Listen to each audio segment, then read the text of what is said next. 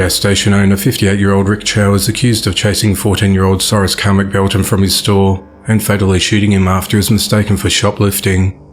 The incident occurred at just after 8 p.m. on Sunday the 28th of May at 7441 Park Lane Road in Columbia, South Carolina. Rick believed the teen stole 4 bottles of water from his Express Smart Shell station, but authorities say the boy put the bottles back in the cooler. Following a verbal confrontation, he exited the business and ran away. Rick and his son chased Cyrus towards a nearby apartment complex, where the teenager fell down and got back up. Rick's son told his dad that Cyrus had a gun, when the store owner fatally shot Cyrus once in the back, piercing his heart. The wound caused hemorrhaging and significant damage to Cyrus's heart. He was taken to hospital, where he was pronounced dead. Investigators found a gun several feet from where the teen was shot. However, there was no evidence that Cyrus ever pointed a gun at Rick or his son. Investigators also said that Rick did not fear for his life when he shot Cyrus. Richland County Sheriff Leon Lott said they have reviewed surveillance footage as part of the investigation. He said that there was no evidence that Cyrus stole anything whatsoever. Regardless, even if he had shoplifted 4 bottles of water, which is what he initially took out of the cooler and then put them back, even if he'd done that, that's not something you shoot anybody over, much less a 14-year-old. But you just don't do that, he said. Richland County Coroner Nadia Rutherford said there was no sign Cyrus fought Rick before he ran out of the store, and added that there was no injury to his body other than the abrasion from falling and the gunshot wound to his right lower back. On Monday the 29th of May, Rick was arrested and charged with murder. He's held at the Alvin S. Glen Detention Centre, and bond has been denied. Hours later, rioters gathered at the gas station and vandalised the business and stole items from the store. The sheriff said that those who took part will be held responsible. The investigation into the matter continues. 34-year-old Zara Ferrer-Urolo is behind bars following a fatal shooting on Thursday night.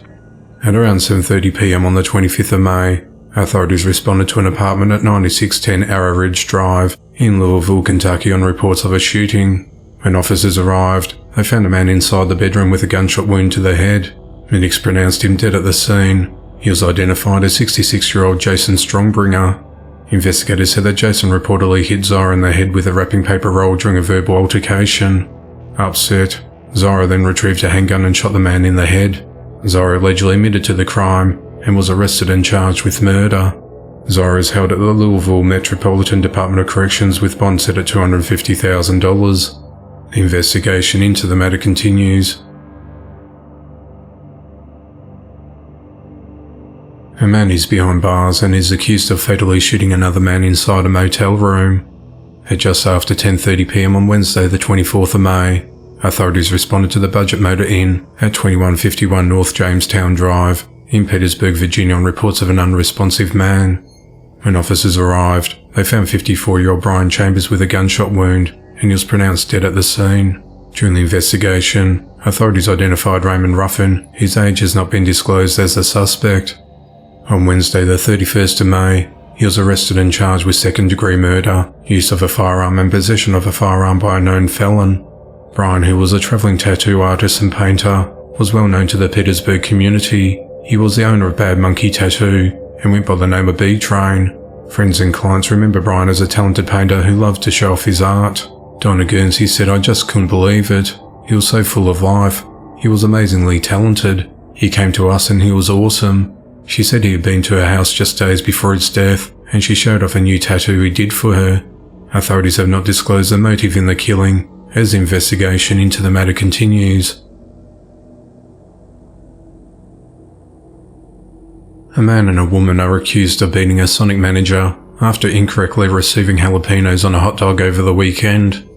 At around 7:30 p.m. on Saturday the 27th of May, Quantaria Simmons and Andreas Briscoe arrived at the fast food restaurant at 81st Street and Lewis Avenue in Tulsa, Oklahoma with 2 other people and ordered a hot dog with a side of jalapeno poppers at the drive-thru.